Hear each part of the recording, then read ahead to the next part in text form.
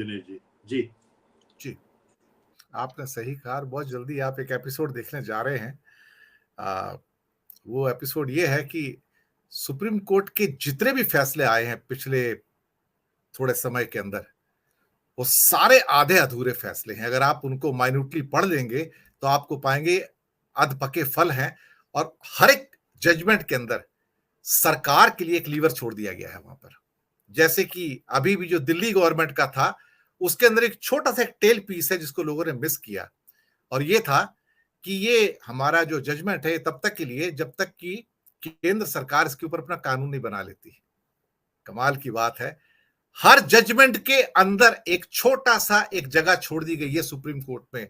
जैसे कि महाराष्ट्र के जो जजमेंट थे, उसमें कहा गया कि ये 16 विधायकों का फैसला स्पीकर करेंगे, ये उनके ऊपर छोड़ दिया गया। कमाल की बात, आप कोई जजमेंट उठा के देखिए पिछले कुछ सालों में जो आए हैं, हर जजमेंट, मैं उनके जजमेंट में टिप्पणी नहीं कर रहा हूं, मैं एक नागरिक होने के नाते संशय व्यक्त कर रहा हूं, हर जजमेंट आधा अधूरा है, अधपका फल है, मैं आपको बता रहा हूं। और उसके बाद जल्दी आपके सामने एक पूरा एपिसोड आएगा कि किस जजमेंट के अंदर क्या क्या अधपका था और कहां से सरकार को उसके अंदर से लिवरेज मिला और उस पर रिगल आउट होकर निकल के चली गई। और जो जजमेंट देखने में बड़े सुंदर लग रहे थे, वो एक्चुअली अपने अंदर कुछ सीक्रेट, कुछ भेद भी समेटे हुए थे। मैं आता हूं अधीर रोहल साहब, जो भी तस्वीरें हमारे पास हिमाचल से आती हैं, वहां से ओपीएस की भी शुरुआत होती है देखा जाए तो, 5 गारंटियों के अंदर, वहां शायद गारंटी 6-7 थी मुझे लगता है। लेकिन एक बात है कि आप जहां भी जाएं वहां की बसों में, जिसपे देवभूमि हिमाचल में आपका स्वागत है लिखा रहता है, हर पहाड़ी बस के ऊपर महिलाओं की संख्या बढ़ गई है उसके अंदर, फ्री बस ट्रैवल उनको, यानी कि सशक्तिकरण हुआ, वो ट्रैवल कर रही हैं, उनको मालूम है टिकट नहीं लगेगा। हिमाचल एक ऐसा स्टेट है जो केरल के बाद नंबर 2 पे आता है लिटरेसी रेट में और सोशल इंडिकेटर्स के अंदर। ये कमाल की बात है, उनकी जो तरक्की है उसका जो सारा का सारा दारोमदार है वो सरकारों का महिलाओं को आगे बढ़ाने में है। और सुबह सुबह जब वहां बच्चियों को जब साइकिल पे या स्कूटी पे या पैदल चलते जब स्कूल जाते देखते हैं हिमाचल की सड़कों पर, तो खुशी होती है कि बच्चे उत्साह से जा रहे हैं। इसलिए उनका लिटरेसी रेट इंडिया में ऑलमोस्ट नंबर 2 पे है, और सोशल इंडिकेटर भी केरल के बाद नंबर 2 पे है, जो ऑलमोस्ट यूरोपियन लेवल पे आ रहे हैं। तो ये एक गर्व का विषय है कि जो एम्पावरमेंट महिलाओं का, बच्चों का होना चाहिए था, वो हिमाचल के अंदर है। और एक तरफ हमारी केंद्र सरकार कहती है हमने सीनियर सिटीजन की रेलवे में सुविधा बंद करके 1 साल में 2,500 करोड़ बचाए। अब देखिए पैसे बचाए कहां जा रहे हैं और पैसे लगाए कहां जा रहे हैं। आपके लिए जब 8 करोड़ सीनियर सिटीजन हिंदुस्तान के त्रास बन जाते हैं, बर्डन बन जाते हैं, तो आप सोच सकते हैं कि सरकार का माइंडसेट कैसा है। लेकिन बात 5 गारंटियों की है, बीजेपी परेशान है। हिमाचल ने पहला एक रीसाउंडिंग विक्ट्री दिया था इन गारंटियों के ऊपर, खास तौर से कांग्रेस को, और जब भाजपा को हार का सामना करना पड़ा था। कर्नाटक में वो कंसोलिडेट होता है, उससे पहले कुछ ना कुछ किसी न किसी रूप में केजरीवाल दिल्ली में देते रहे। तो मुझे लगता है कि जो डायरेक्ट बेनिफिट्स हैं ये भाजपा के लिए परेशानी का कारण है, क्योंकि उनको लगता था कि मोनोपोली उनकी है लाभार्थी वर्ग बनाने की। लेकिन अब स्टेट्स भी स्मार्ट हो गई हैं, उन्होंने अपने लाभार्थी बनाने शुरू कर दिए हैं। अधीर रोहल साहब। धन्यवाद दिनेश जी। हिमाचल के अंदर का जैसा भी अनिल जी ने जिक्र किया कि जो भारतीय जनता पार्टी है, सबसे पहले जो अंत्योदय का जिक्र है और जिसको लागू किया था, जो भारतीय जनता पार्टी की पुरानी लीडरशिप थी, अटल बिहारी वाजपेयी से लेकर लाल कृष्ण आडवाणी, मुरली मनोहर जोशी और शांता कुमार, ये जो लोग थे, तो इस देश में सबसे पहले जो बीपीएल परिवारों को पीडीएस पब्लिक डिस्ट्रीब्यूशन सिस्टम के तहत अनाज देना था सब्सिडी में, वो शांता कुमार वो स्कीम लेकर आए थे इस देश में। उसके बाद जो आगे हम बढ़े तो वही शांता कुमार है जिनके समय में भारतीय जनता पार्टी के फाउंडर थे ये लोग, और उस समय ये हिमाचल के मुख्यमंत्री भी थे 1970 से 1980 के बीच में। तो ये एक चीज तो ये रही। दूसरी बात, अब हम पिछला अगर जिक्र करें कि जब से अरविंद केजरीवाल सबसे पहले ये मॉडल लेकर आए इस देश के सामने, और एक वेलफेयर स्टेट में, जैसा अनिल जी ने जिक्र किया, सुनील जी ने जिक्र किया कि विदेशों में ये चीजें होती रही हैं जहां पर भी वेलफेयर स्टेट्स का एक सिस्टम है। तो हिमाचल का अगर जोड़ देता हूं, ये वेलफेयर स्टेट का लाभार्थी वर्ग सबसे पहले तमिलनाडु में स्टार्ट हुआ था, जहां पर एमजीआर और फिर अम्मा उसको लेके आए थे। आंध्रा में फिर एनटीआर ने उसको स्टार्ट किया था लगातार, फिर वो कर्नाटका में भी आया था। तो ये पहले कई दशक पहले वहां पर आ चुका था।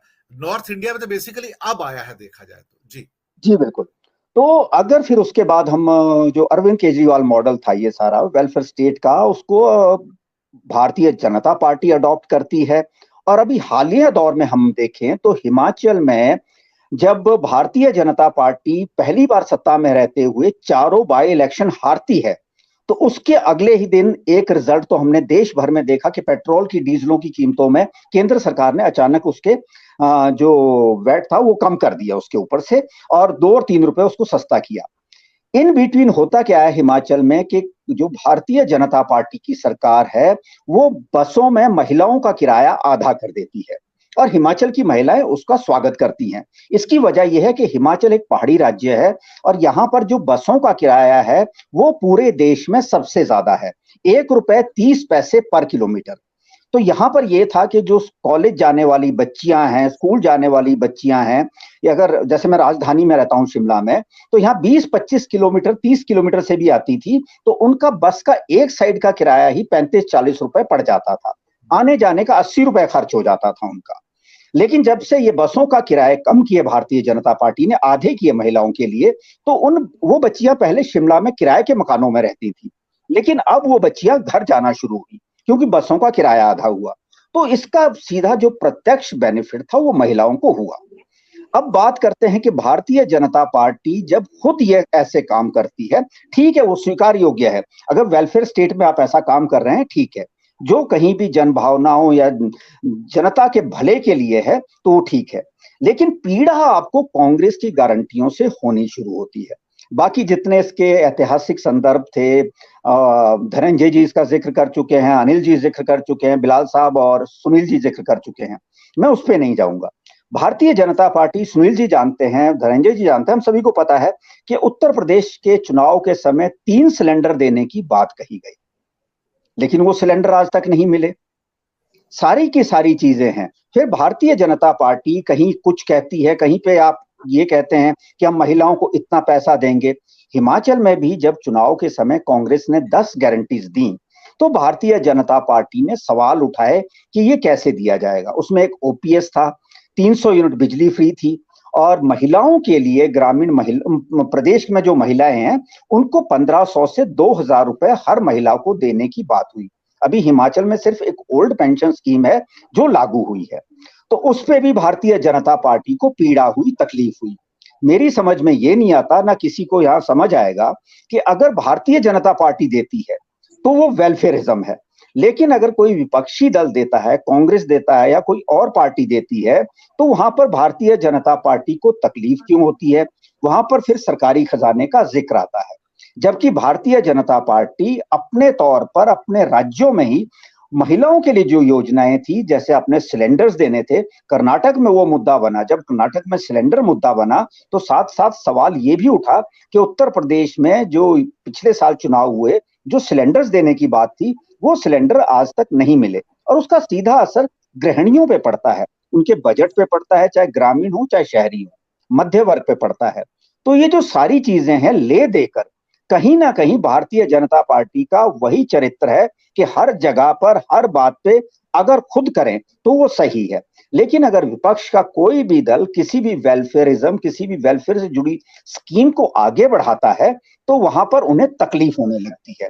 तो ये बात हम सबको पता है, और इस देश की जनता आहिस्ता आहिस्ता ये चीजें समझ रही है कि जो हमारे वेलफेयरिज्म के राइट्स हैं अगर हमें मिल रहे हैं तो उसका स्वागत कर रहे हैं। उसके लिए चाहे कोई भी दल, भारतीय जनता पार्टी हो या कोई भी हो, तो अगर कुछ कहता है तो उन्हें सुनने को अब देश की जनता तैयार नहीं है। और जो उनके राइट्स हैं, क्योंकि हम सभी जानते हैं कि कहीं ना कहीं पहले ये होता था दिनेश जी कि जो हम टैक्स पेयर हैं, हम टैक्स पेयर टैक्स देते थे, लेकिन आज तो जब से मोदी जी की नई व्यवस्था आई है टैक्स की, तो देश की हर जनता टैक्स दे रही है। चाहे वो मजदूर है, नमक की थैली खरीदने वाला एक मजदूर है, वो भी टैक्स दे रहा है।